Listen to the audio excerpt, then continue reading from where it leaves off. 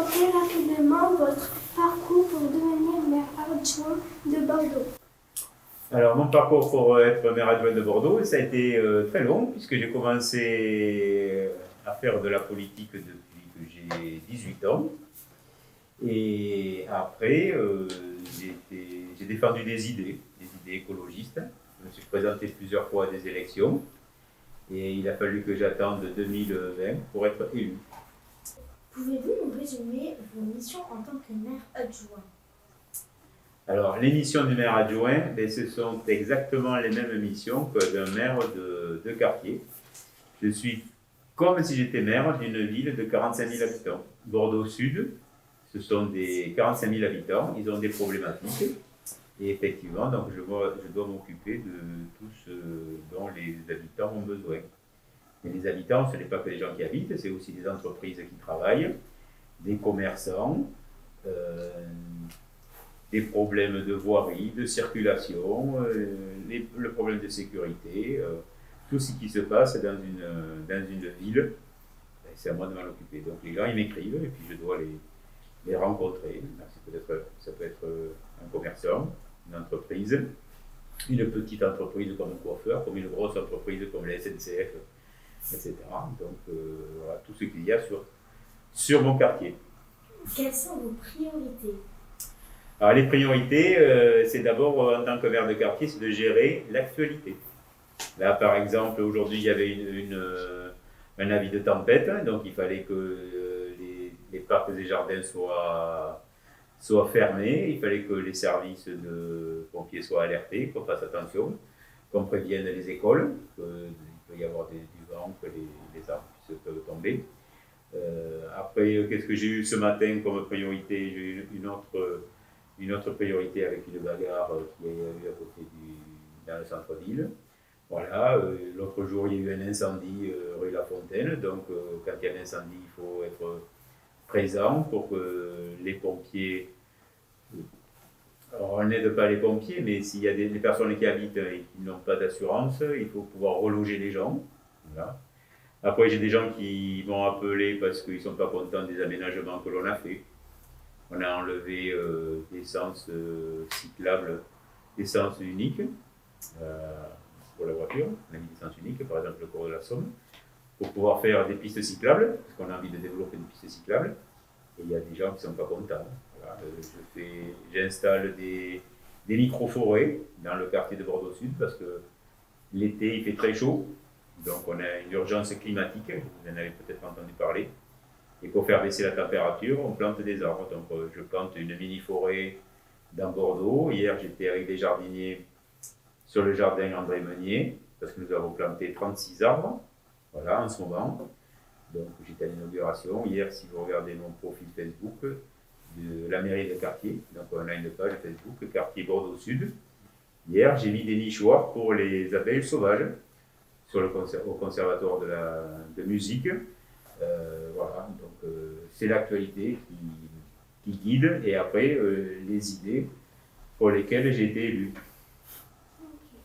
Okay. Aujourd'hui, vous êtes à la fois professeur et élu. Est-ce qu'il y a des liens entre ces deux fonctions?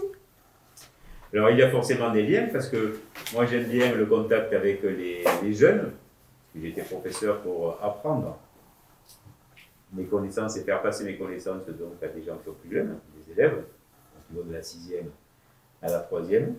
Et le fait d'être effectivement maintenant maire adjoint, c'est un petit peu la même chose, mais avec des habitants. Hier, j'étais en train d'expliquer à des habitants qu'il faudrait qu'ils se passent un petit peu de leur voiture, parce qu'il y a trop de voitures en ville. S'il y a des bouchons, c'est pas parce que les routes ne sont pas assez grosses, c'est parce qu'il y a trop de voitures. Donc on essaye de développer le transport en vélo, le transport en bateau, comme vous pouvez le voir là derrière.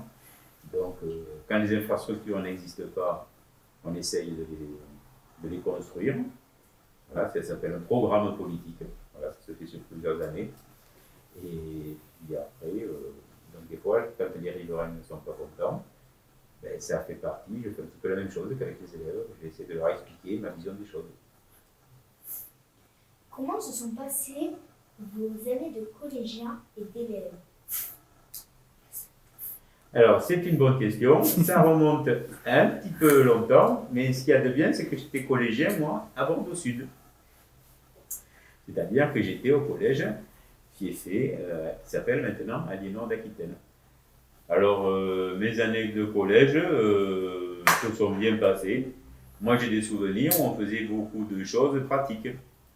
Par exemple, on faisait en SVT, on découpait, on disséquait des animaux pour voir comment ça fonctionnait à l'intérieur, même quand ils étaient morts. Hein. Voilà.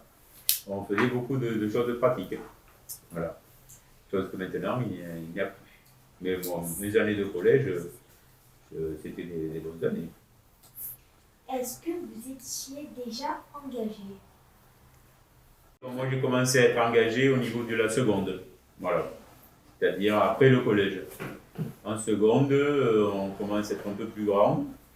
On peut commencer à sortir. Les parents nous laissent sortir, généralement. Donc, il y a c'est en seconde que j'ai commencé à être engagé. Est-ce que vous avez des rêves et pensez-vous que vous pourrez les réaliser? Ah ben il faut avoir des rêves, bien sûr. Donc moi j'aimerais bien qu'effectivement donc les rêves que j'ai, ça me fait plaisir d'être élu parce que justement j'ai le pouvoir de faire changer les choses. Au mur, vous voyez, il y a plein de plans.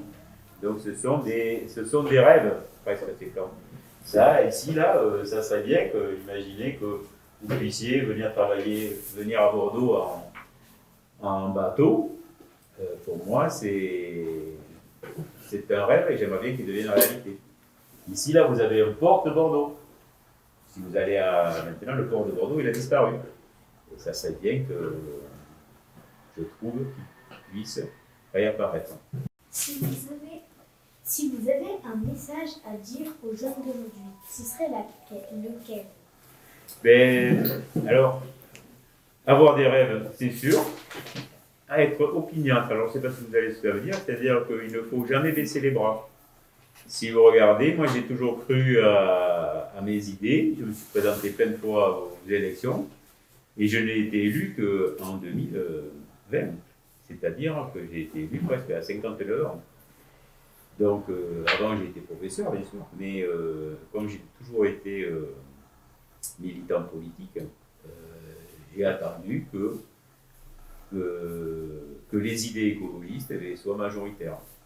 J'ai toujours eu ces idées. Il y a 15 ans de ça, on passait un peu pour des huluberlus en disant que c'est l'eau qui allait être la matière la plus rare, bientôt. Mais maintenant, on se rend compte que l'eau est une matière précieuse parce qu'elle est polluée. Il y a plein d'endroits sur la planète où ils n'ont pas accès à l'eau potable. Nous, en France, on a cette chance-là. Vous voyez, le robinet est potable. Il y a plein d'endroits dans le monde où il n'y a pas d'eau potable. Donc, effectivement, il faut croire en ses idées et faire ce qui nous plaît. Ok, la dernière question. Pour vous, en quelques mots, c'est quoi la démocratie? Alors, la démocratie, c'est un bien grand mot et je trouve que c'est le plus beau outil politique pour vivre en société. S'il n'y a pas de démocratie, c'est un peu la loi du plus fort. C'est-à-dire, c'est le plus fort qui écrase le plus faible. Alors, on peut vivre comme ça, mais je ne pense pas que ce soit très agréable. La démocratie, c'est effectivement l'art de vivre ensemble, de manière apaisée. Voilà. Les pays démocratiques en France, dans le monde, il y en a beaucoup, d'après vous? Non. Voilà. Donc, nous avons la chance de vivre dans un État démocratique. Ok, merci Monsieur Cazot pour ces réponses. Mais je vous en prie. Merci d'être venu jusqu'à Bordeaux. Merci beaucoup.